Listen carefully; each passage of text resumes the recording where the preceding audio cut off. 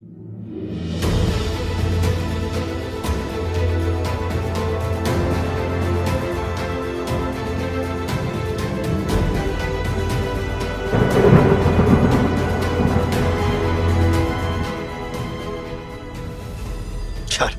আমাকে, ছাড়। নোংরা মেয়ে মানুষ, থাকবো না আমি তোর সাথে। ছাড় আমাকে। ওগো, তুমি আমাকে ছেড়ে যেও না, তোমার দুটি পায়ে পড়ি আমি। তুই মর এখানে। আমি চললাম তার কাছে। আজ থেকে আমরা একসাথেই থাকবো। নোংরা মেয়ে মানুষ। ঠিক আছে, তুমি চাও আমি মরে যাই, বেশ, তাই হবে। কিন্তু মনে রেখো, আমি মরে গিয়েও তোমাদের পিছু ছাড়বো না। আমার জগতেই ঠিক তোমাদের নিয়ে আসবো। শুনছ তুমি? নিয়ে যাব ঠিক।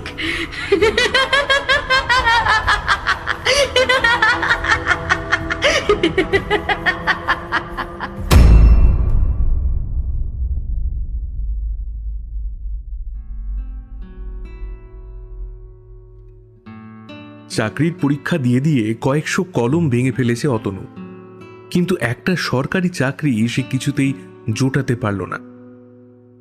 বায়োকেমিস্ট্রি নিয়ে স্নাতক হওয়ার পর স্নাতকোত্তর করার ইচ্ছা থাকলেও করা আর হয়ে ওঠেনি, কারণ তারপরে বোন আর ভাইয়েরও তো পড়াশোনা আছে। বাবা অবসর নিয়েছেন প্রায় মাস 3 হলো। চাকরি জীবনে তিনি যে কটা টাকা আয় করেছেন তা দিয়ে হয় বোনের বিয়ে দেওয়া যাবে, আর না হয় ভাইকে সায়েন্স নিয়ে পড়াতে পারবে। তাই যা হোক কিছু একটা এবার জোটাতেই হবে ওকে। অনেক খোঁজ খবর করে একটা কেমিক্যাল কোম্পানিতে অবশেষে একটা কাজ জোগাড় করতে পেরেছে সে। অবশ্য চাকরিটা যে মূল্যকে পেয়েছে তার বলার মতো না। তার বাড়ি থেকে মাত্র 16 কিলোমিটার দূরে কোম্পানির যে শাখাটা রয়েছে সেখানেই সে 3 মাস আগে তার সিভি মেল করেছিল। সপ্তাহখানেক আগে তারা মৌখিক ইন্টারভিউর জন্য ডেকে পাঠিয়েছিল। ইন্টারভিউর 2 দিন পর তারা মেল করে জানায় তার চাকরিটা হয়েছে, তবে এই শাখায় না, পূর্ব মেদিনীপুরে, হলদিয়া শহর থেকে খানিকটা দূরে কুকরাহাটি নামে একটা গ্রামে। প্রথম দিকটায় একটু দোনমনো করছিল সে। বাড়ি ছেড়ে এর আগে কোনোদিন বাইরে থাকেনিও, কোনোদিন হোস্টেলেও থাকতে হয়নি, কিন্তু বাবার আদেশে তাকে শেষ পর্যন্ত নিমরাজি হয়ে যেতেই হলো। কোম্পানিতে জয়েন করার পর 1 সপ্তাহ সে একটা সস্তার হোটেলে কাটালো। কাজে যোগ দেওয়ার দিন থেকেই সে সহকর্মী থেকে শুরু করে দারোয়ান পর্যন্ত সবাইকে একটা ঘর দেখে দেওয়ার জন্য অনুরোধ করেছে, কিন্তু বেশিরভাগেরই হয় ভাড়া খুব বেশি, নয় কোম্পানি থেকে অনেকটা দূরে। শেষটায় তাকে উদ্ধার করল তারই এক কলিগ মলয়। একদিন এসে বলল, চলো অতনুদা, আমাদের পাড়ায় একটা বাড়ি ফাঁকা পড়ে আছে। যদিও সে বাড়ি কাউকে ভাড়া দেওয়া হয় না, তবু দেখেই আসবে চলো। যদি তোমার পছন্দ হয় তাহলে বাড়ির মালিকের সাথে কথা বলে দেখব, যদি ভাড়া দিতে রাজি হয়। ওদের পাড়ায় ঢোকার পর প্রথম যে বাড়িটার সামনে মলয় গিয়ে দাঁড়ালো সেটা যথেষ্ট পুরানো তো বটেই, কিন্তু এমন একটা বিশ্রী কদাকার তার চেহারা, যা দেখে বুকে নরম বিষণ্ণতার বদলে চরম ভয় খেলা করে। পুরনো বাড়ি এর আগে অনেক দেখেছেও। সেসব বাড়ি দেখলে তাদের দেওয়ালের ফাটলের খাঁজে খাঁজে, ভাঙা দরজার ওপারে কত শত গল্প, হাসি, কান্না, শোক, আনন্দ লুকিয়ে আছে বলে ওর মনে হয়। কিন্তু এ বাড়িটা যেন একটা আস্ত বিভীষিকা, যেন বহু বছরের খিদে পেটে নিয়ে দাঁত বের করে দাঁড়িয়ে আছে সঠিক শিকারের অপেক্ষায়। অতনু বলল, কি হে ভাই মলয়, শেষে কিনা এই বাড়ি দেখাবে বলে আনলে আমায়? হ্যাঁ, তোমার পছন্দ? তাহলে চলো ভেতরে গিয়ে দেখি। আরে তুমি খেপেছো নাকি? এই বাড়ি আর বাসযোগ্য বলে মনে হয় তোমার? অতনুর কথা শুনে হে হে করে হেসে উঠল মলয়। আরে না না, মজা করছিলাম। এ বাড়িতে কুকুর বিড়ালেও পা মারায় না। চলো। অবশেষে সে নিয়ে গেল গ্রামের একেবারে শেষে ও একটু ভিতর দিকের একটা বাড়িতে। এই বাড়িটা বেশ নিরিবিলি জায়গায়। চারিদিকে তাল, নারকেল, আম, জাম, কাঁঠালের বাগানও রয়েছে, আর সাথে শান বাঁধানো একটা বড় পুকুর ঘাট। বাড়িটায় পাশাপাশি 3টি ঘর। দেখলেই বোঝা যায় দুটি ঘর প্রায় 50-60 বছর পুরানো। পলেস্তরা খসে পড়ছে তাদের দেওয়াল থেকে। সিমেন্টের মেঝে জায়গায় জায়গায় চটে গেছে। আর ধারের একটি ঘর আর তার সামনের রান্নাঘরটা খুব বেশি হলে বছর 20 আগে বানানো। তাদের মেঝে ও দেওয়ালের পলেস্তরা এখনো অক্ষত অবস্থায় আছে। বাথরুমটা মূল বাড়িটা থেকে একটু দূরে উঠোনের এক পাশে, আর তার পাশেই জলের কল। বাড়ির মালিক পছন্দ মতো একটি ঘর বেছে নেওয়ার অনুমতি দিয়েছেন। বলা বাহুল্য, একধারের অপেক্ষাকৃত নতুন ঘরটাকেই সে বেছে নিয়েছে। ঘর দেখে সেদিনের মতো হোটেলে ফিরে গেল অতনু। পরের দিন মলয় একটা লোক দিয়ে সকাল সকাল ঘর, বারান্দা, উঠোন সব পরিষ্কার করে রাখল। বেলা 10টা-11টার দিকে বাক্স প্যাঁটরা সব নিয়ে হাজির হয়ে গেল অতনু। তারপর দুজনে মিলে বেরিয়ে পড়ল দরকারি কিছু জিনিস কিনতে। মলয় তাকে বাজার, হাট, নিত্য প্রয়োজনীয় জিনিসের দোকান সব চিনিয়ে দিল। সেদিন দুপুরে মলয়দের বাড়িতেই তার খাওয়া দাওয়ার নিমন্ত্রণ ছিল। মলয়ের মায়ের হাতের ভাত, ডাল, আলু ভাজা, কষা মাংস আর চাটনি খেয়ে 1 সপ্তাহ পর যেন তার জিভের স্বাদ ফিরে এলো। খাওয়া দাওয়া সেরে ওরা গিয়ে বসলো অতনুর বাড়ির কাছের শান বাঁধানো বড় পুকুর ঘাটটায়। পুকুরে সবুজ মলিন জল টলটল করছে। হালকা হাওয়ার সাথে সাথে তরঙ্গ বয়ে যাচ্ছে তার ওপর পৃষ্ঠে। পুকুরের দিকে অনেকক্ষণ তাকিয়ে থাকতে থাকতে অতনু যেন একটা অন্য জগতে হারিয়ে গিয়েছিল। কি গো অতনুদা, কি ভাবছো? চলো এবারে ওঠা যাক। বাজার টাজার করবে না? আচ্ছা, রান্নার লোক লাগবে নাকি তোমার? না ভাই, ওটা টুকটাক পারি, বাকিটা করতে করতে শিখে নেব। একে তো বাড়ি ভাড়া, তার উপর আবার রান্নার লোক রাখলে বাড়িতে কি পাঠাবো? একটা লিস্ট বানিয়ে বাজারের ব্যাগ নিয়ে বেরিয়ে পড়ল দুজনে। পাড়ায় মন্টুদার মুদির দোকানে নিয়ে গেল মলয়। শোনো মন্টুদা, এটা হলো অতনুদা, আমার কালিক, কলকাতা থেকে আসছে। এই পাড়াতেই থাকবে এখন থেকে। ওই সুবল কাকার বাড়িটা ভাড়া নিয়েছে। মন্টুদা বললেন, আচ্ছা বেশ বেশ। দেখো ভাই অতনু, তোমায় তুমি বলছি, এই আজ তোমায় চিনে গেলাম। এবার তোমার যখন যা লাগবে নিয়ে যেও। হাতে টাকা পয়সা না থাকলেও চিন্তা করবে না, চলে আসবে। শেষ কথাটা শুনে একটু অবাক হয়ে তাকায় সে। তার বিস্ময় দেখে মলয় একটু হেসে বলে, এটা তোমাদের কলকাতা শহর না, বুঝলে? এখানে ধার বাকি সব চলে। মন্টুদা লোকটাকে প্রথম দেখাতেই বেশ ভালো লাগলো তার। মন্টুদার দোকানের পাশেই জলধরদার চায়ের দোকান। সেই দোকানের বেঞ্চে বসেই চায়ের সাথে ঠোঙায় করে তেলে ভাজা মুড়ি খাচ্ছিলেন বেশ কিছু ভিন্ন ভিন্ন বয়সী লোক। তাদের মধ্যে বয়োজ্যেষ্ঠা যিনি, তিনি মলয়ের নাম ধরে ডেকে বললেন, সাথে এটা কে ভাইপো? মলয় বলল, দাঁড়াও জেঠু, আসছি। মন্টুদা, তুমি বাজারগুলো লিস্ট দেখে দেখে দাও, আমরা একটু আসছি। এদিকে এসো অতনুদা।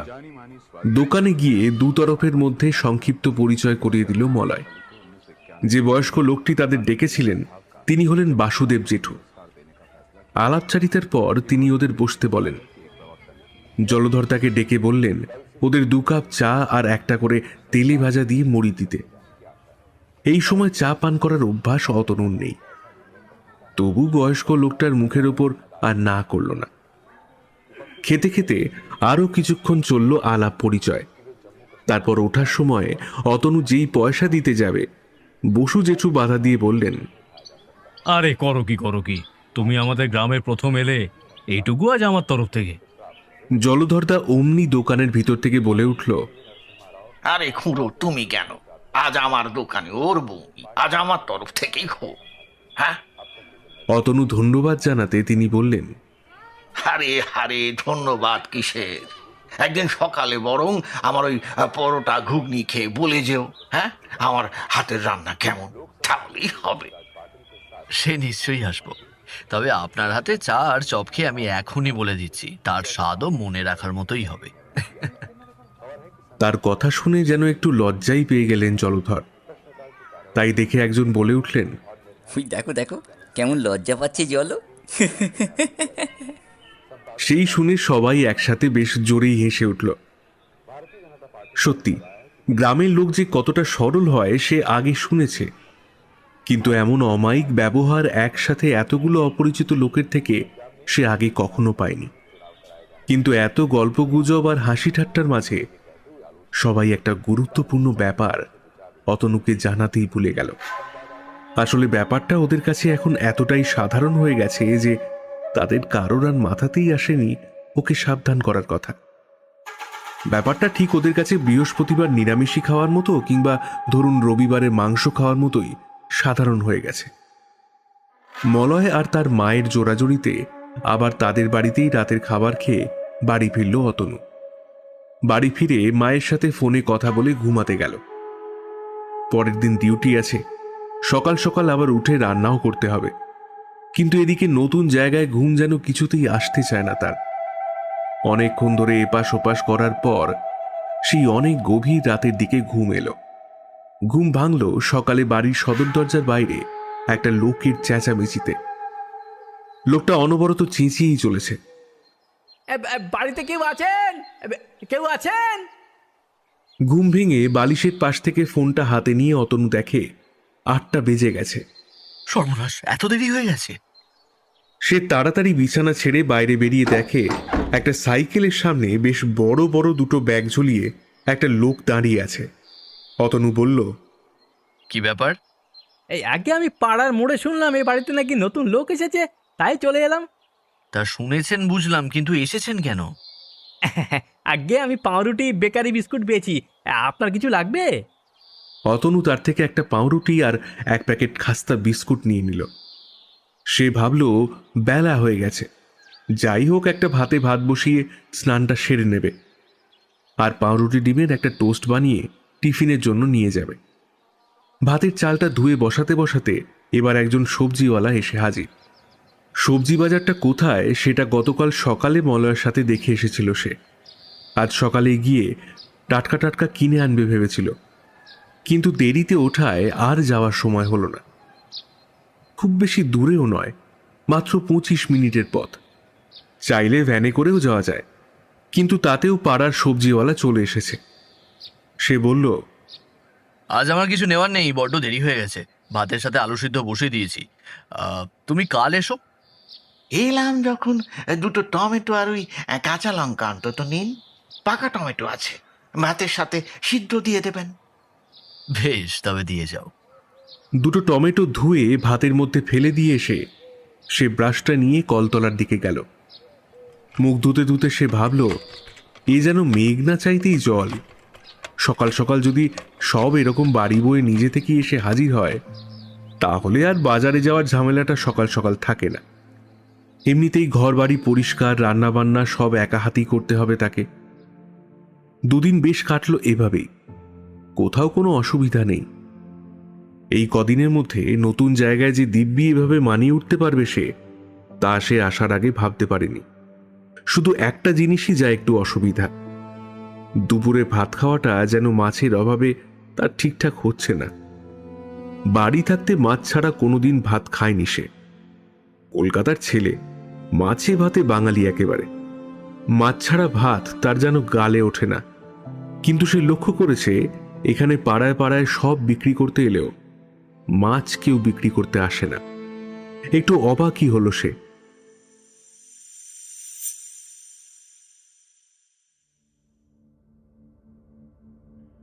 সপ্তাহখানেক হলো শীত পুরোপুরি বিদায় নিয়েছে, কিন্তু কুয়াশার হালকা চাদর এখনো রাত নামলেই গ্রামটাকে ঘিরে ধরে।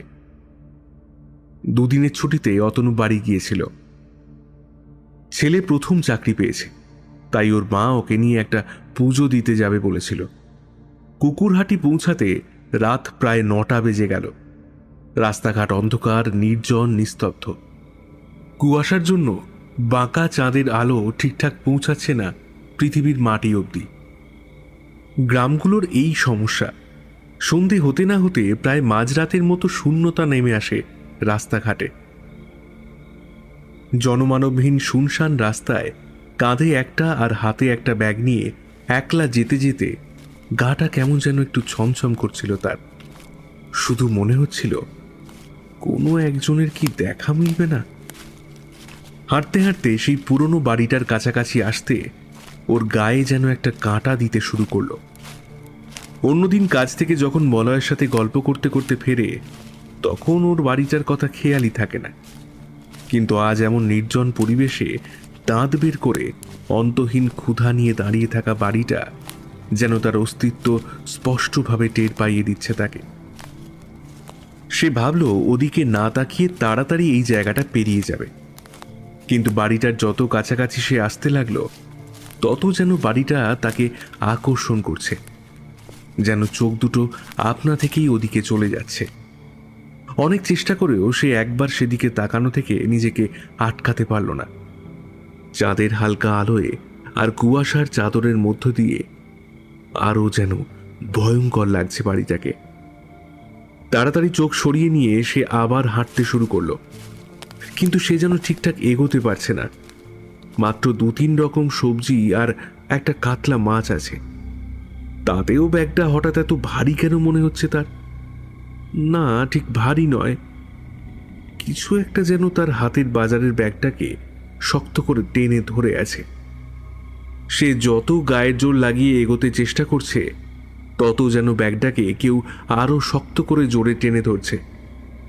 খুব ভয়ে ভয়ে সে পিছন দিকে তাকালো, কিন্তু কোথাও কিচ্ছু দেখতে পেল না।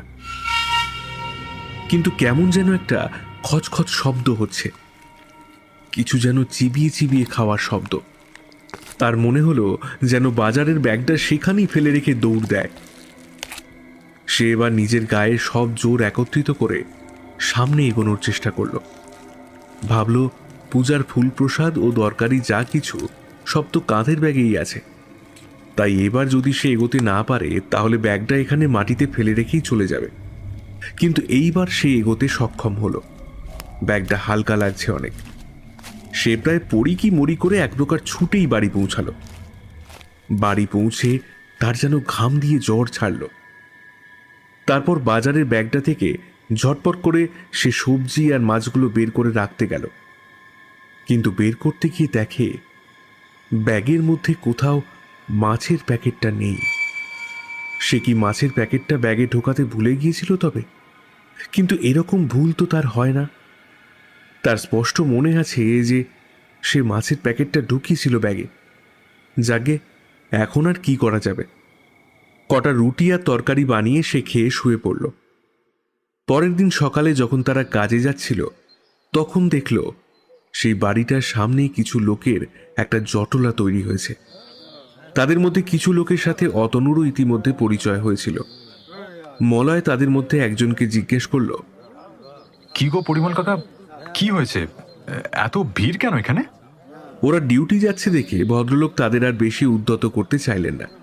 তিনি বললেন, ও কিছু না বাবা, তোমরা এখন ডিউটি যাচ্ছ, যাও, পরে বাড়ি এসে শোনাবো কোন তখন। ভদ্রলোকের কথায় ব্যাপারটা অত গুরুত্বপূর্ণ নয় ভেবে ওরাও আর দেরি না করে রওনা দিল। সেদিন অতনুর ডিপার্টমেন্টে একটু ঝামেলা হওয়ায় ওর ছুটির পর বেরোতে একটু দেরি হয়ে গেল। আবার একটু বাজারেও যাবে বলে সে মলয়কে আগেই চলে যেতে বলেছিল। গতকাল পুঁই শাক নিয়ে গিয়েছিল মাছের মাথা দিয়ে চচ্চড়ি খাবে বলে, কিন্তু মাছটা তো নিতে ভুলে গেছিল, তাই আজ আবার বাজারে যাচ্ছে সে। বাজারে গিয়ে সে গতকাল যার থেকে কিনে এনেছিল তার কাছেই গেল মাছ কিনতে। তাকে একবার জিজ্ঞাসাও করবে ভেবেছিল কাল ও মাছের প্যাকেটটা ফেলে গেছে কিনা, কিন্তু এত ভিড়ের মধ্যে আর জিজ্ঞাসা করতে পারল না। কোনো রকমে মাছটা নিয়ে সে চলে এলো। আজ আর অন্য কিছু বাজার নেই, শুধু মাছের প্যাকেটটা হাতে নিয়ে সে চলল বাড়ির উদ্দেশ্যে। আজ আবার সেই ফাঁকা নির্জন শুনশান রাস্তা। সেই বাড়িটার কাছাকাছি আসতে তার বুকের ভিতর আবার কেমন একটা ভয় চেপে বসল। ঠিক কি কারণে সে ভয়টা পাচ্ছে সেটা বুঝতে পারল না, কিন্তু ভয় তার করছে। রাত জাগা পাখিগুলো ডেকে চলেছে মাঝে মাঝে। এক পা করে যখন সে বাড়িটার কাছে এসে পৌঁছালো, তার ষষ্ঠেন্দ্রিয় বলল কেউ যেন এই বাড়িটা থেকে তার উপর নজর রাখছে। তার ঘাড়টা যেন স্বতঃস্ফূর্তভাবে ঘুরে গেল বাড়িটার দিকে। সে এক ঝলক দেখতে পেল বাড়িটার দোতলার বারান্দায় কেউ একটা যেন দাঁড়িয়ে আছে। তার সঙ্গে সঙ্গে মনে পড়ল মলয়ের বলা প্রথম দিনের সেই কথাটা, এ বাড়িতে কুকুর বিড়ালেও পা মারায় না। তাহলে ওখানে ওটা কাকে দেখল সে এক্ষুনি? কোনো মানুষ নাকি অন্য কিছু? সে ভয়ে ভয়ে আবার ঘাটটা ঘোরালো, কিন্তু কাউকে আর দেখতে পেল না। হঠাৎ বাড়ির ভাঙা সদর দরজাটা যেন একটা ক্যাচ শব্দে খুলে গেল, আর সেখান থেকে বেরিয়ে আসছে একটু আগে আধো অন্ধকারে দেখা সেই অন্ধকার অবয়বটা। একটু একটু করে যখন সে তার অনেকটা কাছে এগিয়ে এলো, সে বুঝল এটা একটা নারী শরীর। অতনু ভাবল, কে এই মহিলা?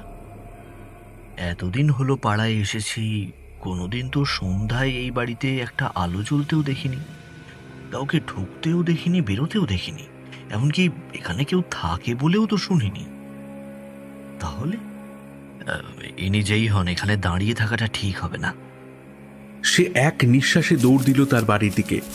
বাড়ি পৌঁছে বারান্দায় বসে জোরে জোরে নিঃশ্বাস ফেলতে লাগলো সে। মাকে একটা ফোন করলো। মায়ের সাথে কথা বলার পর তার মনের ভয়টা যেন একটু কমল। সে উঠে পোশাক বদলে মাছটা নিয়ে গেল কলতলায়। কলতলায় বসে মাছের আঁশ ছাড়াতে ছাড়াতে তার মনে হলো কেউ যেন তার ঠিক পিছনে দাঁড়িয়ে আছে। সে ঘাড় ঘুরিয়ে পিছনে তাকালো, কোথাও কেউ নেই। সে এবার মাছটা কাটতে শুরু করলো। এবার তার ঘাড়ের কাছে একটা ঠান্ডা অনুভূতি হলো। তার মনে হলো সে পিছন ঘুরে দেখলেই দেখতে পাবে তার ঠিক ঘাড়ের কাছে কেউ মাথা নিয়ে এসে মাছের আঁশটানি গন্ধটা চরম তৃপ্তির সাথে গ্রহণ করে চলেছে। সে আর পিছনে ঘুরে তাকানোর সাহস পেল না। তার গোটা শরীরে কাঁটা দিয়ে উঠছে, হাত পা থরথর করে কাঁপছে। সে তবু মাছ কাটা থামালো না। সে জানে তার পিছনে এখন শরীরী অশরীরী যেই থাকুক না কেন, তাকে বুঝতে দেওয়া চলবে না যে সে ভয় পেয়েছে। শত্রুর সামনে নিজের দুর্বলতা কখনো প্রকাশ করতে নেই। মাছের আঁশকটা সে পাশের একটা বালতিতে ঢেলে রাখল, সকালে পুকুরে ফেলে দিয়ে আসবে ভেবে। তারপর মাছ বাঁচা যখন তার প্রায় শেষ, সে অনুভব করল ঘাড়ের কাছে সেই অদ্ভুত অনুভূতিটা কখন বন্ধ হয়ে গেছে। তার মনে হলো যেন এতক্ষণ যা কিছু সে অনুভব করছিল সবই তার মনের ভুল। কিন্তু যখন সে কলতলা থেকে উঠে উঠোনে নামতে গেল, তখন একটা জিনিস দেখে সে চমকে উঠল। যে বালতিতে সে আঁশগুলো ফেলেছিল সেই বালতিটা এখন পুরো ফাঁকা, একটা আঁশও কোথাও পড়েনি।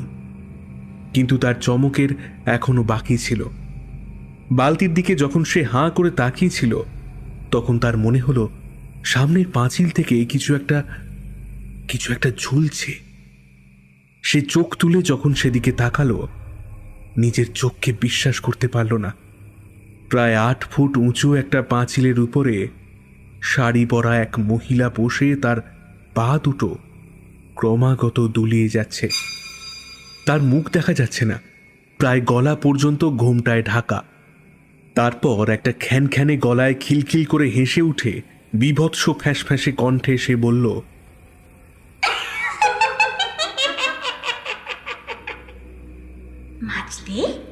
মাছ দে আমায়, অনেকক্ষণ ধরে অপেক্ষা করছি।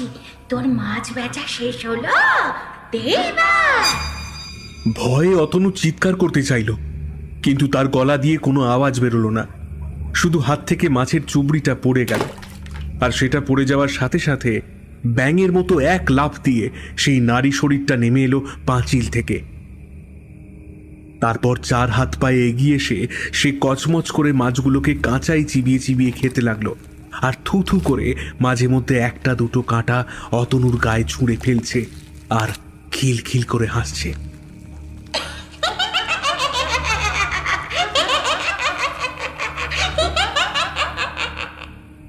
এমন বীভৎস দৃশ্য দেখে সে আর দাঁড়িয়ে থাকতে পারল না, মাথা ঘুরে পড়ে গেল সেখানে।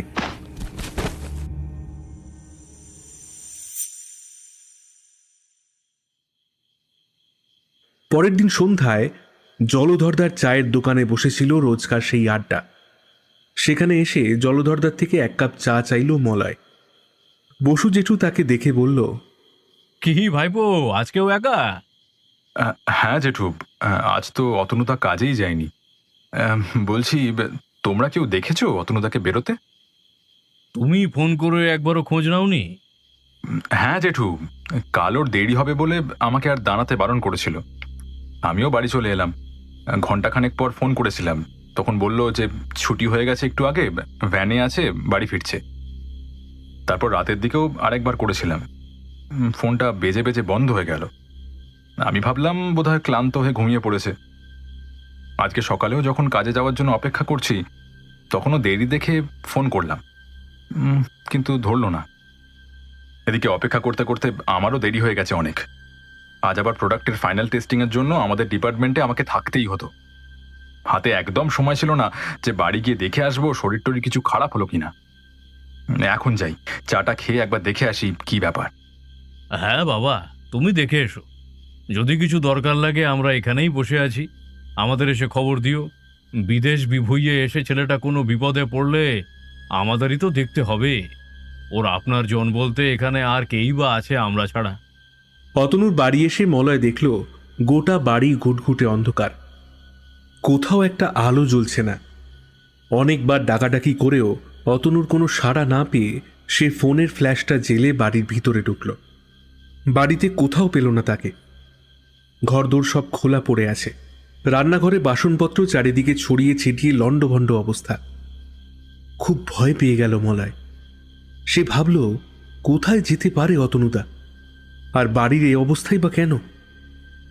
কি বিপদ হলো তার? সে ভাবল বাড়ির আশেপাশে বাগানগুলো একটু খুঁজে দেখবে, কিন্তু একা একা কেমন যেন ভয় করছে তার। এদিকটা এত নির্জন, তাই সে ঠিক করল পাড়া থেকে কাউকে ডেকে নিয়ে এসে খুঁজলেই ভালো হয়। এই ভেবে যখন সে ফিরে যাচ্ছিল, তখন রাস্তার পাশের পুকুরটার দিক থেকে একটা খুটখাট আওয়াজ ভেসে এলো। সে ফোনের আলোটা সেদিকে ফেলে দেখল কেউ যেন একজন ঘাটে বসে আছে। দূর থেকে মনে হলো অতনুই। অতনুদা, তুমি ওখানে? কোনো সাড়া না পেয়ে সেদিকে তাড়াতাড়ি এগিয়ে গেল মলয়। কি গো, এখানে অন্ধকারে বসে কি করছো তুমি? মুখের কথাটা শেষ করতে না করতে অতনুর হাতে একটা জিনিস দেখে সে চমকে উঠল। তার হাতে ধরা একটা ছিপ। এই পুকুর পাড়ে বসে সে ছিপ ফেলছে। অতনুদা, এই রাত্রিবেলা বসে তুমি ছিপ ফেলছো কেন? আর তুমি এখানে ছিপ পেলেই বা কোথায়? ও বা অতনুদা, শোনো, তোমাকে একটা কথা বলা হয়নি। এই গ্রামে না কেউ মাছ খায় না, মানে এমনি এমনি খায় না তা নয়, কোনো একটা কারণে এখানে মাছ খাওয়া নিষেধ। কি গো, তুমি কথা বলছো না কেন? উফ, প্রচন্ড মশা এখানে। তুমি কিভাবে চুপচাপ বসে আছো বলো তো সেই থেকে? আমি তো দাঁড়াতেও পারছি না স্থির হয়ে মশার জ্বালায়। মলয় এবার আলোটা অতনুর পিঠের দিকে ফেলল, আর সাথে সাথে যা দেখল তাতে আরো অবাক হয়ে গেল সে। অতনুর খালি গায়ে গোটা পিঠ আর দুই হাতের উপর ঝাঁকে ঝাঁকে মশা বসে আছে, অথচ একটা মশাকেও সে না তাড়াচ্ছে আর না মারছে। তাদের কামড়ে এক ফোঁটা নড়ছে না পর্যন্ত। সে এক হাত দিয়ে অতনুর কাঁধটা ধরে একটা জোরে ঝাঁকুনি দিয়ে ডাকল, অতনুদা। আর সঙ্গে সঙ্গে ঘাড় ঘুরিয়ে পিছনে তাকালো অতনু। তার চোখ দুটো টকটকে লাল। কি ভয়ঙ্কর সে চাহনি, যেন রাগের আগুন ঝরে পড়ছে তার চোখ দিয়ে। মলয়ের মুখ দিয়ে বেরিয়ে এলো একটা আর্তনাদ। সে ভয়ে দুপা পিছিয়ে গেল। তারপর হঠাৎ করে ছিপে যেন একটা টান পড়ায় সে আবার পুকুরের দিকে তাকালো। তারপর ছিপটা এক টান মেরে পুকুর থেকে তুলে নিল। ছিপে উঠে এসেছে একটা বিশাল বড় তেলাপিয়া মাছ। মাছটার মুখ থেকে ছিপের কাঁটাটা ছাড়িয়ে মাছটাকে জোরে এক আছাড় মারল মাটির উপর। নিমেষের মধ্যে মাছটার সব ছটফটানি বন্ধ হয়ে গেল। তারপর সেই কাঁচা মাছটাকে আজ শুদ্ধ কচমচ করে চিবিয়ে খেতে লাগলো অতনু। এই দৃশ্য দেখে আরো পিছু হটতে হটতে ধপ করে পড়ে গেল মলয়। ধপ করে ওর মাটিতে বসে পড়ার আওয়াজটা পেয়ে সেদিকে মুখ তুলে তাকিয়ে একটা ধরা মেয়েলি গলায় খিলখিল করে হেসে উঠল অতনু। আর তারপর থু থু করে কয়েকটা কাঁটা ছুঁড়ে দিল তার গায়ে। মলয় সেখান থেকে উঠে দৌড়াতে চাইল, কিন্তু তার সারা শরীর যেন একটা পাথরের মতো ভারী হয়ে গেছে। সে কিছুতেই সেখান থেকে উঠতে পারছে না। তারপর হাতের মাছটা শেষ করে অতনু 4 হাত পায়ে হামাগুড়ি দিয়ে ধীরে ধীরে এগোতে থাকে তার দিকে। আর ফ্যাঁস ফ্যাঁসে একটা মহিলা কণ্ঠে বলতে থাকে, মাছ দে, মাছ দে, আরো মাছ দে, আবার মাছ দিবি না তোকেই চিবিয়ে চিবিয়ে খাবো। অতনুর মুখ থেকে এরকম কথা শুনে মলয় তো পুরো অবাক। সে ভাবল, এটা কে? এটা আর যেই হোক অতনুদা না। এমন হিংস্র চেহারা, এমন বিকৃত কণ্ঠ অতনুদার নয়। তবে এটা কে? থরথর করে কাঁপতে লাগলো সে। একটু একটু করে অতনুর শরীরটা এগিয়ে এসে তার একটা পা চেপে ধরল। হিংস্র জিনিসটা তার পা ধরে ফেলেছে। এবার তার সাথে কি হতে চলেছে সেটা ভেবে প্রচন্ড ভয়ে একটা আর্তনাদ করে উঠল সে। না না না না না না, আহ! আর সঙ্গে সঙ্গে সংজ্ঞা হারালো। জ্ঞান হারানোর মুহূর্তে সে শুধু অনেকগুলো পায়ের একটা শব্দ শুনতে পেল। কানের কাছে অনেকগুলো চেনা কণ্ঠ শুনতে পেল মলয়, কিন্তু চোখ খোলার আগের মুহূর্তে তার সাথে ঘটে যাওয়া ঘটনাগুলো একবার তার মাথার মধ্যে চকিতে খেলে গেল। তারপর এক ঝটকায় চোখ খুলে উঠে বসল সে। সে কোথায় বসে আছে বুঝতে একটু সময় লাগলো তার। অতনুদার ঘর। সে অতনুদার বিছানার উপর বসে আছে। সে অতনুদার ঘরে, কিন্তু অতনুদা কোথায়? তার পাশে বসে আছে নিরঞ্জন কাকা, পরিমল কাকা আর অনিমেষ জেঠু। আর এই মাত্র ঘরে ঢুকলেন বসু জেঠু। অতনুদা কোথায় জেঠু? অতনুদা ঠিক আছে? আর তোমরা সবাই এখানে কি করে খবর পেলে? বসু জেঠু বললেন, তোমার আসতে দেরি হচ্ছে দেখে আমাদের মনটা কেমন কু ডাকলো, তাই আমরা ভাবলাম একবার ঘুরেই আসি। অতনুদা কোথায় বলো না জেঠু? ঠিক আছে তো সে? ঠিক নেই বাবা, ওকে কেউ সামলাতে পারছে না। কোনো মতেই আমরা সবাই মিলে ধরাধরি করে পুকুর পাড় থেকে এনে এখানে বসিয়েছি। ওর হাত পা আমাদের বেঁধে রাখতে হয়েছে। আচ্ছা, তুমি আগে বলো তো, তুমি এখানে আসার পর কি হয়েছিল? মলয় তারপরেই শুনতে পেল বাইরে থেকে অতনুর সেই মহিলা কণ্ঠের চিৎকার। নিরঞ্জন কাকা একটু ভীতু মানুষ। তিনি বলে উঠলেন, আমি তোমায় বলেছিলাম বাসুদা, ওই বাড়ির সামনে যেদিন মাছের আঁশ কটা পড়েছিল, বিপদ একটা ঘনিয়ে আসছে খুব শিগগিরই। কিন্তু তুমি বললে কিছু হবে না।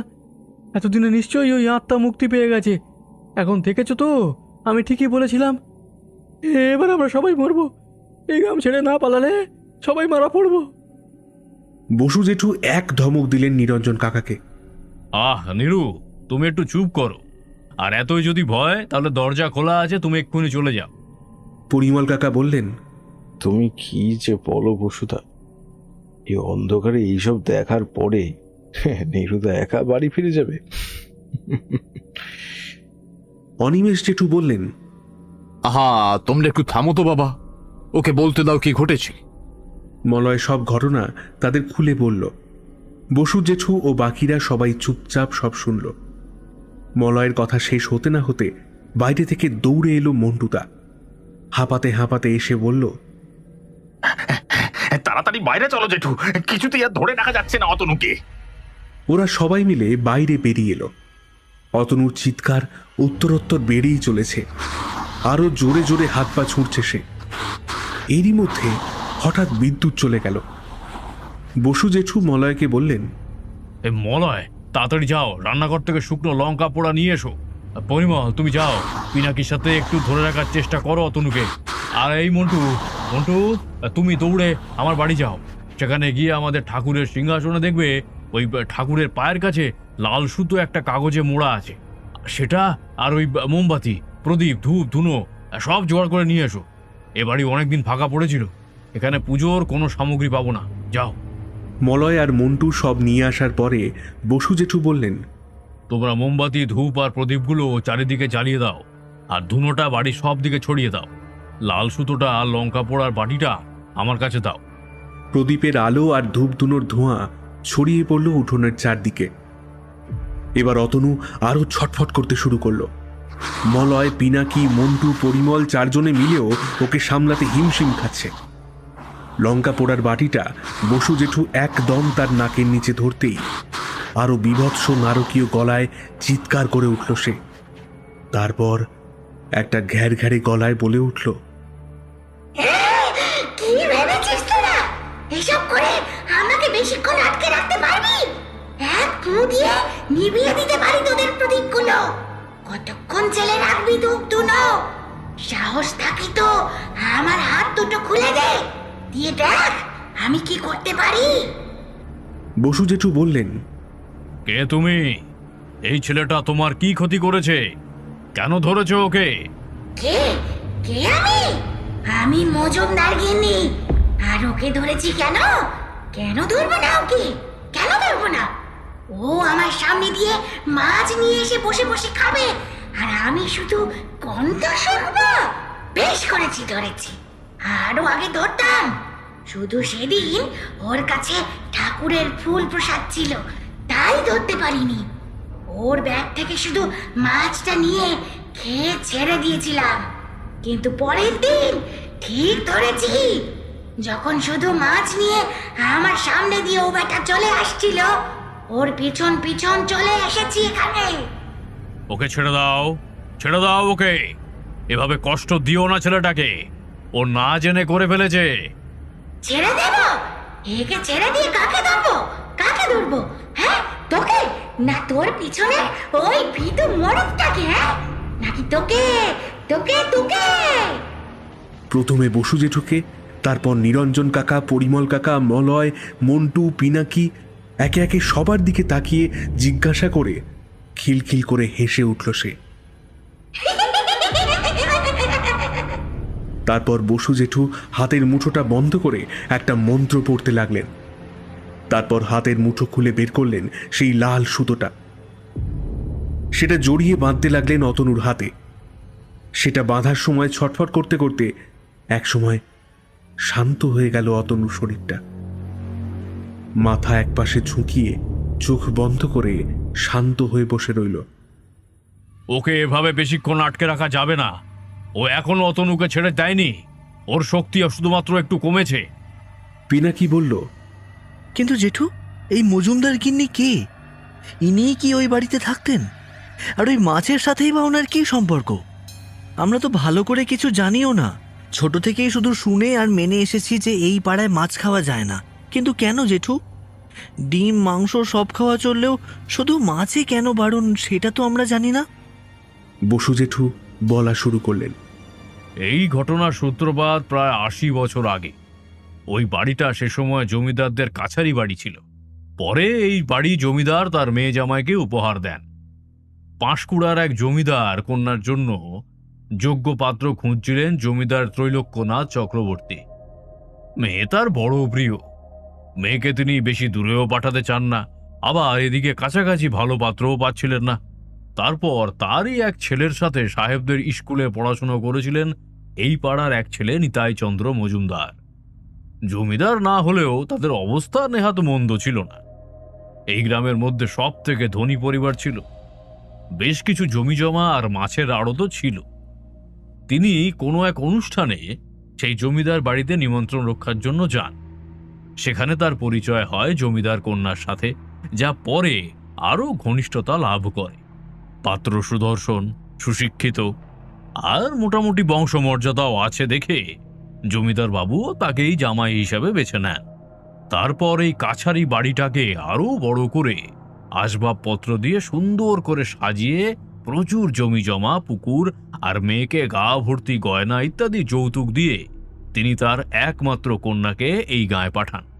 প্রথম দিকে নিতাইচন্দ্র খারাপ মানুষ ছিলেন না, কিন্তু কথায় আছে না, যে সম্পদ বিনা পরিশ্রমে আসে তার প্রকৃত মূল্য দিতে মানুষ শেখে না। সহজলভ্যতার মোহে মানুষ ক্রমশ লোভের বন্ধনে আবদ্ধ হয়। নিতাইচন্দ্রের সাথেও তাই হয়েছিল। তিনি ক্রমশ বিলাসিতায় আসক্ত হয়ে পড়লেন। বিবাহের পর কবছর নতুন বউকে নিয়ে তিনি মন দিয়ে সংসার করেন। বাবার থেকে মাছের আড়তের দায়িত্বও বুঝে নেন। এদিকে যৌতুকে প্রাপ্ত পুকুর ও জমির ফসল থেকেও আয় ভালোই হচ্ছিল। তার ওপর শ্বশুর মশাইয়ের বাড়ি থেকে সারা বছর নানান উৎসবে নিত্য নতুন উপঢৌকন আসতেই থাকে। কিন্তু সমস্যা শুরু হয় ৩-৪ বছর পর, যখন তার শ্বশুর মশাই দেহ রাখলেন। বৌমার দাদারা সব জমিদারির হাল ধরলেন। জামাই আবদার ক্রমশ বন্ধ হয়ে গেল। এদিকে শ্বশুর বাড়ি থেকে উপহার আসা যত কমতে লাগলো, বাড়িতে বৌরানীর প্রতি অবহেলা তত বাড়তে লাগলো। এদিকে নিজের বাড়িতেও অভিভাবক হারা হলেন নিতাই। ইতিমধ্যে কিন্তু ভালোই পয়সা করে ফেলেছিলেন নিতাই চন্দ্র।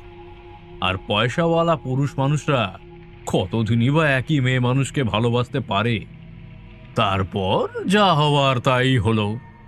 মদ আর মেয়ে মানুষে আসক্ত হয়ে পড়লেন তিনি। এদিকে সেই খবর তার শ্যালকদের কানে পৌঁছতে বেশি দেরি হলো না। তারা অনেক বোঝানোর চেষ্টা করলেন, কিন্তু কিছুতেই যখন কাজ হলো না, তারা তাদের বোনকে নিয়ে যেতে চাইলেন নিজেদের কাছে। কিন্তু বোনেরও এক জেদ, সেও কিছুতে স্বামীকে ছেড়ে যাবে না। শেষটায় যখন একদিন মদের নেশায় বিয়েতে যৌতুক পাওয়া এক উর্বর চাষের জমিতে এক দেহ ব্যবসায়ীকে কোঠা বাড়ি বানানোর অনুমতি দিলেন, খবর পেয়ে তার শ্যালকরা পাইক পাঠিয়ে এতদিন উপহার হিসেবে দেওয়া সব জমি জমা পুকুর পুনরায় বাজেয়াপ্ত করে নিলেন। রইল শুধু শ্বশুরের দেওয়া ভিটে, আসবাবপত্র আর বউয়ের গায়ের গয়না। ধীরে ধীরে ক্রমশ দেউলিয়া হয়ে গেল নিতাই চন্দ্র। বন্ধ হয়ে গেল তার মাছের আড়ত। এবার তার হাত পড়ল সেই বউয়ের গায়ের গয়না আর বাড়ির আসবাবপত্রের দিকে। এক এক করে সব বেরিয়ে যেতে লাগলো। এদিকে মজুমদার গিন্নি সব চুপচাপ সহ্য করছিলেন। মেয়ে মানুষের সবচেয়ে বড় সম্পদ তার গায়ের গয়না। সেগুলো অবধি চলে যাওয়ার পরেও তিনি কিচ্ছু বলেননি। দুবেলা দুমুঠো জুটে তো যাচ্ছিল তার। যতদিন তার সুখের সময় ছিল, কত দিন দরিদ্র লোককে তিনি তার বাড়িতে পাত পেড়ে যে খাইয়েছেন রোজ, তার কোনো ইয়ত্তা নেই। আশেপাশে সব মহিলারা তাকে মান্যিগণ্যি করে চলত। বয়সে বড় ছোট সবাই তাকে গিন্নিমা বলেই ডাকত। কিন্তু একদিন হেসেলেও টান পড়তে শুরু করল। জমিদার বাড়ির মেয়ে তিনি, সরু ভাতের চাল আর পঞ্চব্যঞ্জন ছাড়া তার মুখে ভাত ওঠে না। কিন্তু ধীরে ধীরে তাও গেল। মোটা ভাতের চাল পর্যন্ত তিনি মেনে নিলেন। কিন্তু এই বাড়িতে আসার পর থেকে নদীর নিত্য নতুন মাছকে তার অভ্যাস। বাপের বাড়িতে যে মাছ মাংস তিনি খাননি তা না, কিন্তু হাজার হোক, নিজেদের মাছের আড়ত হলে তো ব্যাপারখানাই আলাদা হয়, তাই না? মজুমদার গিন্নি সই পাতিয়েছিলেন এখানের এক জেলের বউয়ের সাথে। সে একদিন চুপি চুপি মজুমদার গিন্নির প্রিয় একটা কোনো নদীর মাছ তাকে গিয়ে দিয়ে এসেছিল। সেদিন দুপুরে খাওয়ার পাতে যখন সেই মাছের একটা টুকরো তিনি তার স্বামীর পাতে দিলেন, সঙ্গে সঙ্গে নদীর মাছ দেখে তেলে বেগুনে জ্বলে উঠলেন নিতাই। বউয়ের চুলের মুঠি ধরে টেনে তার গালে 2-4টে চড় কষিয়ে দিলেন ঠাস ঠাস করে। তারপর বললেন, কিরে মাগি, এই মাছ কোথা থেকে পেয়েছিস বল আগে, হ্যাঁ বল আগে। আমাকে দেওয়ার বেলায় তোর গায়ের গয়না সব শেষ, আর সেই গয়না বেচে লোককে দিয়ে নদীর মাছ কিনে এনে খাওয়া হচ্ছে। ছাড়ো আমায়, লাগছে আমার। এই মাছ আমি গয়না বেচে কিনিনি। তাহলে টাকা পেলি কোথায় বল? বলছি তো, এই মাছ আমি কিনিনি, ছাড়ো আমায়। এই শুনে তাকে আরো 2-4টে চড় লাথি কষিয়ে দিয়ে তিনি বললেন, কিনিসটি তো মাছটা নিজে নিজে নদী থেকে হেঁটে হেঁটে চলে এলো তোর কাছে, নাকি কোনো পুরুষের সাথে সোয়াগ করে আদায় করেছিস? বল বল আগে। ব্যথায় আরো আর্তনাদ করে তিনি বলে উঠলেন, ছি, নিজের মতো সবাইকে ভেবো না তুমি। মাছ আমাকে আমার সই দিয়ে গেছে। তোর সই? হ্যাঁ, মানে ওই জেলের মাগিটা। ওরে খান কি, তুই জানিস না ওর ভাতার আমার আড়তে কাজ করতো? তুই আমার চাকরের থেকে চেয়ে খাচ্ছিস? এত বছর ধরে এত রকম মাছ গিলে তোর মনে স্বাদ মেটেনি? এত নোলা তোর? আমার সবই তো খেয়েছিস, তাতেও তো তোর পেট ভরছে না। এবার এবার আমাকে গিলে খা তুই, যদি তোর শান্তি হয়। তুই গেল তোর মাছ, আমি চললুম। এই বলে ঘর থেকে বেরিয়েই যাচ্ছিলেন নিতাই। কিন্তু হঠাৎ কি মনে পড়ায় পিছন ঘুরে তার বউয়ের কানে ঝুলতে থাকা ফিনফিনে কানের দুটো টেনে খুলে নিয়ে যায়। টানাটানি করতে গিয়ে তার দুটো কানের পাতা কেটে গলগল করে রক্ত বেরোতে থাকে, কিন্তু নিতাই আর ঘুরেও তাকায় না। পাড়ার অনেকেই প্রচণ্ড চেঁচামেচি শুনতে পেয়ে জড়ো হয় তাদের বাড়ির সামনে। তারপর নিতাইকে গজগজ করতে করতে বাড়ি থেকে বেরিয়ে যেতে দেখে কিছু একটা আশঙ্কায় বাড়ির ভিতরে যায় কিছু মেয়ে বউ। ছুটে আসে তার সেই সইও। তারপর নিতাইয়ের কাণ্ড দেখে সবার গা রিরি করে জ্বলে ওঠে। তারা মজুমদার গিন্নির চিকিৎসা করায়। অনেক জোরাজুরি করেও সেই ভাত মাছ এক গালও কেউ তাকে খাওয়াতে পারল না সেদিন। সন্ধেবেলা পাড়ার কজন বউ মিলে দেখতে যায় তাকে। সে সময় কেউ একজন বলে ওঠে, নিজের গয়নাগুলো কেন দাও ওই শয়তানটাকে গিন্নিমা? জানোই তো ওসব গয়না বেচে সে কি করে। ওই আমার স্বামীর থেকে শুনে এলুম তোমার ওই কানের জোড়া বেচে নাকি সে মাছ মাংস নিয়ে বেশ্যাটার বাড়ি গিয়ে ফুর্তি করছে। মাঝখান থেকে তুমি শুধু না খেয়ে বসে আছো। মহিলাটির এই কথা শুনে তাকে চোখ দিয়ে ইশারা করে চুপ করতে বলল গিন্নিমার সই। এতক্ষণ ধরে অনেকের অনেক রকম সান্ত্বনা গিন্নিমা চুপচাপ বসে শুনছিলেন, কিন্তু এই কথাটা শুনে তিনি বললেন, তোমরা এবার এসো, আমি একটু ঘুমাবো। নিজের সইকেও বাড়ি পাঠিয়ে দিলেন তিনি। নিতাই সে রাতে আর বাড়ি ফেরেন। পরের দিন সকালে গিন্নিমার ঝুলন্ত দেহ উদ্ধার করল প্রতিবেশীরা। এখানেই সব শেষ নয়।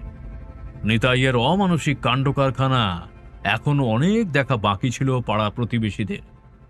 গিন্নিমা চলে যাওয়াতে যখন পাড়া শোকস্তব্ধ, তখন 3-2-3 যেতে না যেতেই সেই বেশ্যা মেয়ে মানুষটাকে বিয়ে করে ঘরে তুললে নিতাই। কিন্তু বিয়ে করলেই তো আর হলো না, তাকে খাওয়াবে পরাবে কি? তখন তার হাত পড়ল শ্বশুর মশাইয়ের দেওয়া তাদের সেই সোনার কুলদেবীর প্রতিমার দিকে। এটাকেই বহু কষ্টে আটকে রেখেছিলেন এতদিন মজুমদার গিন্নি। গিন্নিমা চলে যাওয়ার পর আর তাকে কে আটকায়? বেচে দিলেন সেই মূর্তিটাকেও। নিতাই জানলেনও না তিনি এবার তার কফিনে শেষ পেরেকটা পুঁতে ফেলেছেন। কুলদেবীর মূর্তি ঘর ছাড়া হওয়ার পর মজুমদার গিন্নির অতৃপ্ত আত্মা দখল নিল সেই বাড়িটার। একে আত্মহত্যা, তার উপর পাড়ার লোকের হাজার বলাতেও কোনো রকম কোনো শ্রাদ্ধ শান্তি করতে নিতাই রাজি তো হয়নি, তার উপর দুদিনেই বিয়ে করে নতুন বউ ঘরে তুলেছেন। সেখানেই থেমে থাকেনি, কুলদেবীর প্রতিমাও ঘর ছাড়া। অভিশাপ লাগা থেকে কে আটকায়? ও বাড়িতে সকল কোনায় কোনায় তখন শুধু লোভ, পাপ, কামনা, বাসনা আর হিংসার আশ্রয়। আর কোনো শুভ শক্তি এক বিন্দু কোথাও অবশিষ্ট নেই। তারপর একদিন ওই বাড়ি থেকে উদ্ধার হলো নিতাই আর তার নতুন স্ত্রীর মৃতদেহ। তাদের দেহ দুটো এমন হয়ে আছে, দেখলে মনে হবে যেন প্রচণ্ড একটা কিছু দেখে তাদের আত্মা খাঁচা ছাড়া হয়েছে। এরপরই শুরু হলো পাড়ায় এক অশুভ কিছুর উৎপাত। সন্ধ্যার পর ওই বাড়ির সামনে দিয়ে মাছ নিয়ে যাওয়ার কারো উপায় ছিল না। দিনে দুপুরে কেউ মাছ যদি কিনেও নিত, সেই মাছ পুকুর পাড় থেকে আঁশ ছাড়িয়ে মেয়ে বউরা আর ঘরে আনতে পারত না। যখন চুবড়ি এনে ঘরে রাখত, তখন দেখতো চুবড়ির মধ্যে শুধু মাছের কাঁটা কটা পড়ে আছে। এছাড়াও কেউ কেউ মাছ ভেজে থালায় রাখতে না রাখতেই মাছের টুকরো উধাও হয়ে যেত। এই কাণ্ড কারখানায় তো সবাই ভয়ে জবুথবু হয়ে গিয়েছিল। বাড়ির মেয়ে বউরা আর কেউ মাছ রান্না করতে চাইতো না। একদিন গায়ের সবাই মিলে আলোচনায় বসে এক তান্ত্রিক ডেকে আনবে ঠিক করল, কিন্তু যাকে আনা হলো সেও এক ভণ্ড তান্ত্রিক। তারপর থেকেই উপদ্রব যেন আরো বাড়তে লাগলো। এতদিন শুধু মাছ উধাও হতো, এবার একদিন এক বউয়ের উপর ভর করলো কেউ। মাথা ঠুকে ঠুকে নিজের কপাল প্রায় ফাটিয়ে ফেলল সে। তারপর থেকে আবার জেলেরা নদী থেকে মাছ ধরে ঘরে ফেরার সময় তাদের মনে হতো কেউ যেন তাদের পিছন পিছন হাঁটছে, আর তাদের গা থেকে মাছের আঁশটে গন্ধ খুব তৃপ্তির সাথে শুঁকছে। কেউ কেউ শুনতেও পেত কেউ যেন খ্যানখ্যানে গলায় অনবরত বলছে, মাছ দে, মাছ দে আমায়। একদিন এই পাড়ায় এক সাধু আচমকা এসে হাজির হলেন। তিনি আবার তন্ত্রচর্চাও করেছিলেন নাকি কিছু বছর। সেই সাধুই এ পাড়ায় এই অশুভ শক্তির কথা অনুধাবন করতে পেরে বললেন, এ পাড়ায় এমন একজন আছে যে অনেক যন্ত্রণা পেয়ে মরেছে। মৃত্যুর পরেও সে আরো অনাচার দেখেছে। তোমরা এতদিনেও তার শ্রাদ্ধ শান্তির ব্যবস্থা করনি, তাই একটু একটু করে তার আত্মার মধ্যে আশ্রয় নিয়েছে তার পাওয়া সকল যন্ত্রণার বিপরীত সত্তা। তার মধ্যেকার ত্যাগ পরিবর্তিত হয়ে লোভে পরিণত হয়েছে। তার বুকের মধ্যে জমানো ব্যথা থেকে জন্ম নিয়েছে প্রতিহিংসা। পরোপকারিতার জায়গায় আশ্রয় নিয়েছে অপরের প্রতি ঘৃণা। তার চরিত্রের নমনীয়তা বদলে গিয়েছে চরম পাষণ্ডতায়। তার আপ্যায়ন প্রিয়তার রূপ নিয়েছে প্রচন্ড ক্ষুধার। মৃত্যুর আগে সে তার প্রিয় মাছ মুখে তুলতে পারেনি, আর তাই প্রথম দিকটাই সে শুধু তার ক্ষুধার জ্বালায় তোমাদের সকলের মাছ চুরি করে খাওয়া শুরু করে। কিন্তু ক্রমে ক্রমে তোমাদের ভয়, রাগ, মনে মনে অভিসমাপ্তের ফলে বদলে যায় তার সমস্ত চরিত্রগুলি। যেমন আমি বললাম, দিনে দিনে সে আরো ক্ষমতাশালী হয়ে উঠবে। এই গ্রামে তোমাদের টেকা দায়ী হয়ে যাবে। গ্রামের লোকজন তখন হাত জোড় করে সাধু বাবার কাছ থেকে এর মুক্তির কোনো পথ জানতে চাইল। তিনি বললেন, তিনি সাধারণ একজন সাধু মাত্র। এই গ্রামের লোক যদি কথা দেয় তারা কিছু নিয়মকানুন মেনে চলবে, তবে তিনি খুব খুশি হলে এই বাড়ির মধ্যেই তাকে বেঁধে রাখতে পারবেন। তিনি আরো বললেন, এই বাড়ির সাথে তাকে বেঁধে দেওয়ার পর আর কেউ এ বাড়ির ভিতরে প্রবেশ করতে পারবে না। সদর দরজা পর্যন্ত মারানো যাবে না, এই আমি বলে দিলুম। আর সব থেকে গুরুত্বপূর্ণ হলো, এ পাড়ায় সবার মাছ খাওয়া অনন্তকালের জন্য বন্ধ রাখতে হবে।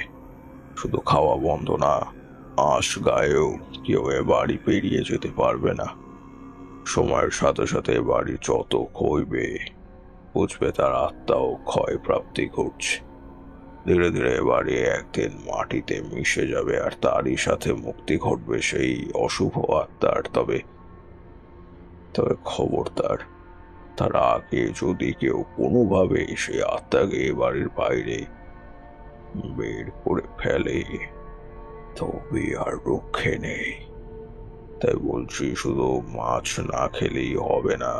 মাছ ধরা যাদের জীবিকা, তাদেরকে নিজেদের জীবিকাও বদলাতে হবে। নাহলে আঁশের গন্ধে আকৃষ্ট হয়ে এসে যে কোনো মুহূর্তে বাঁধন ছিঁড়ে এ বাড়ি থেকে বেরিয়ে আসতে পারবে, এই আমি বলে দিলাম। তারপর থেকেই এই পাড়ায় ডিম, মাংস সব খাওয়া চললেও মাছ খাওয়ার প্রচলন একেবারে উঠে গেল বলা যায়। লোকজন মাছের সাথে যুক্ত সব পেশাও বদলে ফেললেন। বসু জেঠু থামার পর পিনাকি বলল, কিন্তু জেঠু, তুমি এত পুরনো ঘটনার এত খুঁটিনাটি জানলে কি করে? বসু জেঠু বললেন, আমি মানুষটা কম পুরনো নাকি হে? আর 2 বছর কাটাতে পারলে 80 ছুঁয়ে ফেলবো। চেহারা দেখে, গলার স্বর দেখেও বোঝা যায় না বলে কি আর বয়স হয়নি? সত্যিই তাই। মানুষটাকে দেখলে মনে হবে সবে বোধহয় 60-65 ছুঁয়েছেন। অনিমেষবাবু এবার বললেন, সে না হয় বুঝলাম তোমার অমরত্বের বরের কথা, কিন্তু আমারও তো বয়স কম হলো না বসুদা। মাত্র বছর 7 ছোট আমি তোমার থেকে। কই, আমিও তো এত ঘটনা জানতাম না। বাসুদেব জেঠু বললেন, আমার এত কিছু জানার আসল কারণ হলো, আমি হলাম মজুমদার গিন্নির সেই সইয়ের ছোট ছেলে। মলয় এবার বলল, জেঠু, আমরা কিন্তু মূল সমস্যাটা থেকে সরে যাচ্ছি। এখন উপায় কি বলো? কি করে অতনুদাকে আমরা সুস্থ করব? ওর বাড়ি থেকে ফোন করে যাচ্ছে অনেকবার, কি বলবো বুঝতে পারছি না, তাই ফোনটা ধরিও নি। অনিমেষ জেঠু বললেন, সত্যিই দাদা, ওর বাড়ির লোককে আমরা কি উত্তর দেব? আমাদের গ্রামে এসে ছেলেটা এরকম বিপদে পড়ল, আমরা ওকে ঠিকমতো দেখে রাখতে পারলাম না। এই কথা ওর বাড়ির লোককে জানাবই বা কোন মুখে? নিরঞ্জন বাবু সেই কথা শুনে বলে উঠলেন, আমরা ওকে বিপদে ফেললাম না, ও আমাদের বিপদে ফেললো। ওর জন্য এবার আমাদের সবার প্রাণ যায় অবস্থা। বাসুদেব বাবু এবার ক্ষিপ্র চোখে নিরঞ্জনের দিকে তাকালো। বোকা বোকা কথা বলো না তো নিরঞ্জন। ও কিভাবে জানবে আমাদের পাড়ার নিয়ম কানুন? প্রথম যেদিন ছেলেটার সাথে আমাদের পরিচয় হলো সেদিন আমাদেরই প্রথমে ওকে জানিয়ে দেওয়া উচিত ছিল। আমরাই বেমালুম ভুলে গিয়েছিলাম ওকে সাবধান করতে। এদিকে বারান্দায় পিলারে হেলান দেওয়া অবস্থায় অচেতন হয়ে বসে থাকা অতনু খুব মিহি গলায় বলল, জল, একটু জল। মলয় সেটা শুনতে পেয়ে দৌড়ে জল আনতে গেল। বসু জেঠু বললেন, সাবধানে মলয়। মলয় আর পিনাকি ওকে জল খাওয়াতে লাগলো। এদিকে বসু জেঠু ওদেরকে বললেন, এখন উপায় একটাই, ওই সাধু কিছুদিন আমাদের গ্রামে ছিলেন, তখন নাকি আমার বড়দা ওনার সঙ্গে কাটিয়েছে বেশ অনেকটা সময়, ওনার থেকে কিছু শক্তিও লাভ করেছে। সেসব তোমরা কেউ কেউ জানোই যে আমার দাদার কিছু কিছু ক্ষমতা আছে, কিন্তু দাদা কি পারবে আর ওই শরীর নিয়ে এর কোনো ব্যবস্থা করতে? আমার হাত দুটো এভাবে বাঁধা কেন মলয়? আমার খুব কষ্ট হচ্ছে। এভাবে আমাকে বেঁধে রেখেছো কেন? আমায় খুলে দাও। জলের গ্লাসটা অতনুর মুখের সামনে ধরেছিল মলয়। গ্লাস থেকে ঘটঘট করে সব জলটা খেয়ে মলয়কে কথাগুলো বলল অতনু। তার কথা শুনে মলয় পিনাকির দিকে তাকালো। অতনুর হাত দুটো শক্ত দড়ি দিয়ে বাঁধা ছিল, কিন্তু তারপরেও ওকে সামলানো যায়নি বলে হাত দুটোকে মাথার উপর পিলারের সাথে আবার বেঁধে দেওয়া হয়েছিল। পিনাকি বলল, ওর হাত দুটো তো আলাদা করে বাঁধাই আছে, পিলার থেকে হাতের বাঁধনটা খুলে দে তাহলে। মলয় পিনাকির কথা মতো পিলার থেকে ওর হাতটা খুলে দিল। খুলে দিতে অতনু সামনে কোলের কাছে নামিয়ে নিল জড়ো করে বাঁধা হাত দুটো, আর তারপরেই নিজের হাতের উপরে প্রস্রাব করে দিল সে।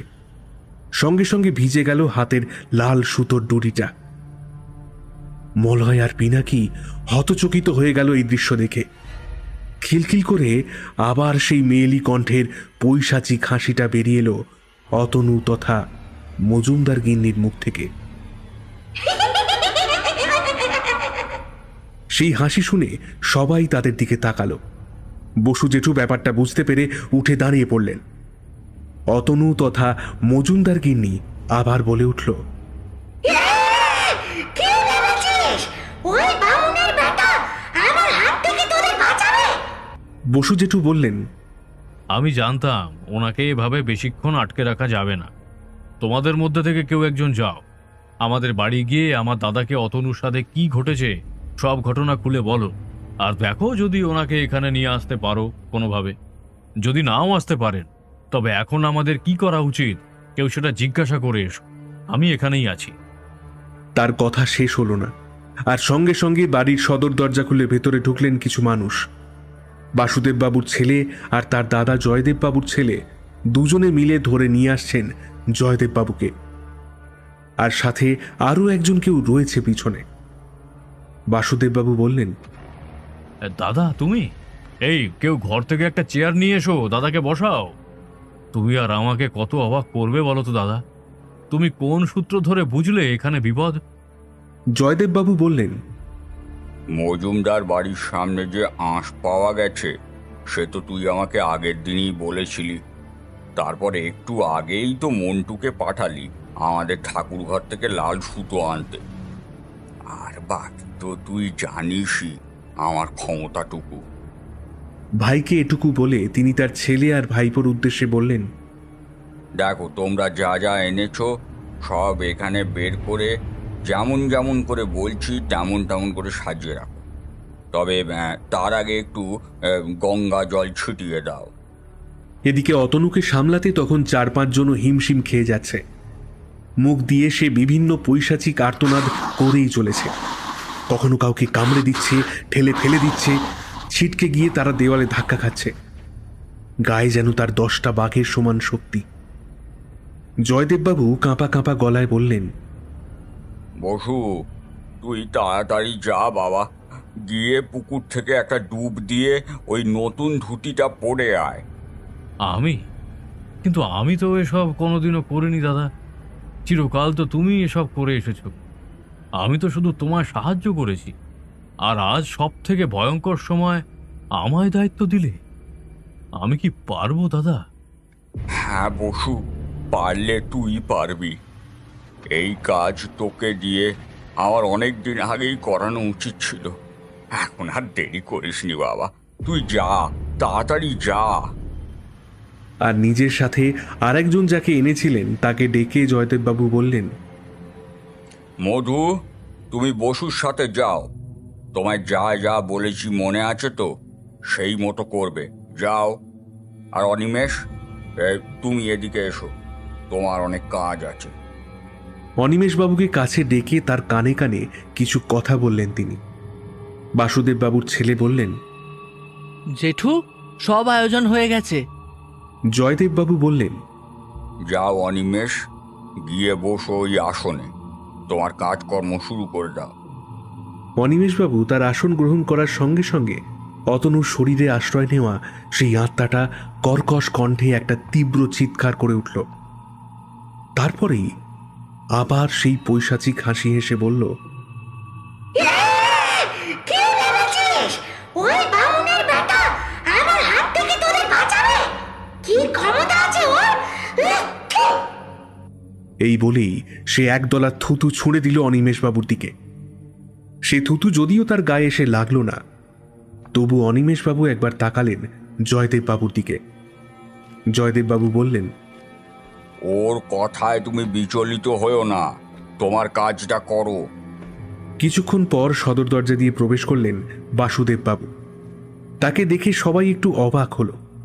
পরনে নতুন ধুতি, কোমরে ঘুমসি আর গলায় তুলসী কাঠির মালা, আর তার মাথা, গোঁফ, দাড়ি সব কামানো। তিনি ভিতরে ঢুকে বললেন, এ কিরকম যজ্ঞের প্রস্তুতি হচ্ছে দাদা? এরকম ভাবে তো কোনোদিনও তুমি যজ্ঞতে বসনি। একটু পরেই সব বুঝতে পারবি ভাই, এখন অত কিছু বলার সময় নেই। তুই যা, ওই আসনটায় বস। বাসুদেববাবু গিয়ে বসলেন অনিমেষবাবুর পাশের একটা আসনে। বাসুদেববাবুর মনে অনেকক্ষণ ধরেই একটা খটকা লাগছিল। এখন এখানে বসে তিনি আরো নিশ্চিত হলেন এটা কোনো যজ্ঞ হচ্ছে না, এটা তো রীতিমতো এক প্রকার শ্রাদ্ধের আয়োজন হয়েছে।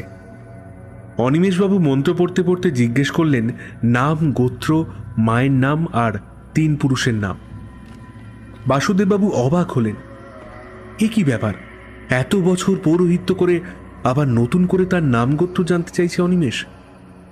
তিনি অবাক চোখে তাকালেন অনিমেষের দিকে, আর তাকিয়ে দেখলেন তিনি তাকিয়ে আছেন জয়দেববাবুর দিকে। জয়দেববাবু বললেন, নাম বাসুদেব মজুমদার, গোত্র শাণ্ডিল্য, পিতা নিতাই চন্দ্র মজুমদার। বাসুদেববাবুর সাথে ওখানে উপস্থিত প্রায় সবাই হতভম্ব হয়ে তাকালেন জয়দেববাবুর দিকে। এদিকে এতক্ষণ ধরে পৈশাচিক অট্টহাসি হাসতে থাকা সেই আত্মার কোনো খেয়াল ছিল না এদিকে কি হচ্ছে। কিন্তু নিতাইচন্দ্র মজুমদার নামটা কানে যেতেই অপ্রত্যাশিত এক ঝটকায় পিনাকি, মলয়, পরিমল, মন্টু সবাইকে ছিটকে ফেলে দিয়ে প্রায় লাফিয়ে দৌড়ে গিয়ে গলা টিপে ধরল জয়দেববাবুর। ঘটনার এমন আকস্মিকতায় সবাই খানিকটা কিংকর্তব্য বিমূঢ় হয়ে গেল। জয়দেববাবুর গলাটা চেপে ধরে সে বলল, এই শয়তানের নাম কেন নিলি? কেন নিলি বল? আমার শ্রাদ্ধ করবি? আমার শ্রাদ্ধ? তোর শ্রাদ্ধ হবে আজ, তোর। কোথায় ছিলিস এতদিন? কোথায় ছিলিস? যতদিন আমার ক্ষমতা ছিল ততদিন আমারই খেয়ে আমারই করে সবাই দিব্যি দিন কাটিয়ে দিলি, কিন্তু আমার মৃত্যুর পর কেউ আমার মুক্তির ব্যবস্থা করিসনি। তারপর আমি 2টো মাছ খেয়েছি বলে আবার আমাকে পেতনি বলে একটা ভণ্ড তান্ত্রিক ডেকে আনলি। যদিও সে আমার কিচ্ছু করতে পারেনি, কিন্তু তারপরেও আমি তোদের কোনো ক্ষতি করিনি। তারপর আবার একদিন মাছ খেলাম বলে আমাকে পেতনি, শাকচুন্নি, ডাইনি কত কি বললো একটা আটকুড়ো বেটি। আমি নাকি আমার সংসার খেয়েছি, মরার পরে আমার বরটাকেও খেয়েছি, তবুও আমার স্বাদ মেটেনি। এইবার এখন আমি চুরি করে মাছ খাচ্ছি, কিন্তু আমি কোনোদিন চুরি করে খাইনি। আমি সব সময় চেয়ে খেয়েছি। তোরা যদি না শুনতে পাবি আমার কথা, তাতে আমি কি করব? আমি তাই একটু নিজের রাগ সামলাতে না পেরে ওর মধ্যে ঢুকে দেওয়ালে ওর মাথাটা ঠুকে একটু ফাটিয়ে দিয়েছিলাম। এছাড়া আমি আর কার কি অনিষ্ট করেছিলাম বল? তবু তোরা আর এক তান্ত্রিক ডেকে আনলি, এনে আমাকে ওই বাড়িতে চিরকালের জন্য বন্দি করে দিলি। কত কষ্ট পেয়েছি আমি, তোরা জানিস? আজ এতদিন পর আমি যখন একবার ওই বাড়ি থেকে বেরোতে পেরেছি, আর তোদের কাউকে ছাড়বো না। তোদের সব কটাকে শেষ করবো আমি, কাঁচা মাছের মতো চিবিয়ে চিবিয়ে খাবো তোদের। অপঘাতে মরার 3 দিন পরে কাজ করতে হয় বলে শুনেছিলাম আমি। আজ প্রথম চোখে দেখছি 3-20-এরও বেশি বছর পেরিয়ে যাওয়ার পরে শ্রাদ্ধ হচ্ছে কারোর। ইতিমধ্যে সম্বিত ফিরে পেয়ে অনেকে অতনু তথা মজুমদার গিন্নির হাত থেকে জয়দেববাবুকে ছাড়াতে এসেছিল, কিন্তু এক ধাক্কায় ছিটকে 10 হাত দূরে ছুঁড়ে দিয়েছে তাদেরকে সে। জয়দেববাবু ততক্ষণে আস্তে আস্তে নিজের জামার হাতাটা গুটিয়ে তার বাম হাতের পদকটা খুলে ধরলেন মজুমদার গিন্নির সামনে। কি দেখাচ্ছিস সেটা আমায়? হ্যাঁ, কি করবি এটা দিয়ে তুই আমার? জয়দেববাবু ঠোঁট দুটো কাঁপিয়ে কিছু একটা বলার চেষ্টা করছেন দেখে পাশ থেকে মলয় বলে উঠল, উনি কিছু একটা বলতে চায় আপনাকে, একটু ছাড়ুন ওনাকে। তার দিকে কটমট করে তাকিয়ে তারপর নিজের হাতটা একটু আলগা করল সে। সাথে সাথে বয়স্ক মানুষটা কাশিতে ফেটে পড়লেন। তারপর হাঁপাতে হাঁপাতে তিনি বললেন, ভালো করে দেখো গিন্নিমা, এটা চিনতে পারছো না? এটা তো তুমি আমাকে দিয়েছিলে। আমাকে চিনতে পারলে না গিন্নিমা? আমি যে তোমার সইয়ের ছেলে, জয়। তার কথাটা শুনে কিছু সেকেন্ডের জন্য যেন স্থির হয়ে গেল মজুমদার গিন্নি, যেন অতীতের কোনো স্মৃতি হাতড়াচ্ছেন। একদিন তোমার কোলে নিয়ে আমায় কত ঘুরিয়েছ। খিদের জ্বালায় যখন কেঁদে কেঁদে ছুটে তোমার বাড়ি যেতাম, তুমি নিজে হাতে আমাকে খাইয়ে দিতে। আর যদি তোমার সেই হাতেই আমার ইহকালের কর্ম শেষ করে তোমার সাথে তুমি নিয়ে যেতে চাও, তাহলে আমি যেতে রাজি আছি। জয়দেববাবুর কথাটা শুনে তার গলা থেকে হাত সরিয়ে নিল অতনু তথা মজুমদার গিন্নি। জয়দেববাবু তখনও বলে চললেন, আমি তখন খুব ছোট ছিলাম গিন্নিমা, আর পরেও যদি বুঝতাম যে তুমি এত কষ্টে আছো, তাহলে তোমার মুক্তির ব্যবস্থা আমি আগেই করতাম। আজ যখন বুঝতে পেরেছি, তখন তোমাকে আর কষ্ট পেতে দেব না বলেই এত আয়োজন করেছি। এবার তুমি মুক্তি পেয়ে যাবে। ওই দেখো, ওই দেখো, তোমার ছেলে নিজে হাতে তোমার পিণ্ড দান করছে, তোমার সদ্গতি কামনা করছে ও। জয়দেববাবুর কথা শুনে বসুর দিকে ঘুরে দাঁড়ালো মজুমদার গিন্নি। চিনতে পারছো? ওই তোমার 6 মাসের সেই ছোট্ট ছেলেটা, যাকে তুমি তোমার সইয়ের কোলে দিয়ে বলেছিলে, তোমার যদি কোনোদিন কোনো ভালো মন্দ কিছু হয়ে যায়, তাহলে যেমন করেই হোক তোমার সই যেন তাকে চোখে চোখে রাখে, তাকে দেখে রাখে। তার কুলাঙ্গার বাপের কাছে যেন তাকে রেখে না যায়, তার দুশ্চরিত্র বাপের পরিচয়ে যেন তাকে বাঁচতে না হয়। আমার মা তোমার কথা রেখেছিল। যাদের জন্য তুমি এত কষ্ট পেয়েছ, তারা আজ কেউ বেঁচে নেই গিন্নিমা। এরা তো কেউ তোমাকে চেনে না। তুমি এদের কোনো ক্ষতি করো না। তুমি ভালো থাকবে গিন্নিমা, তুমি ভালো থাকবে। পুকুর ঘাটে 1 হাঁটু জলে নেমে পিণ্ড ভাসিয়ে দিয়ে এলেন বাসুদেববাবু। চোখ থেকে তার গড়িয়ে পড়ছে ফোঁটা ফোঁটা জল। ছোট থেকে শুনে আসা গল্পটার মধ্যে তিনিও যে এক চরিত্র, তা ছিল তার কল্পনাতীত। জীবন কতটা অপ্রত্যাশিত, অনভিপ্রেত, অনাকাঙ্ক্ষিত হতে পারে, আজ জীবনের শেষ অধ্যায়ে এসে বুঝলেন তিনি। বেলা শেষে এভাবে বদলে গেল তার নিজের পদবি, পরিচয়, মাতৃপরিচয় এবং পিতৃপরিচয়।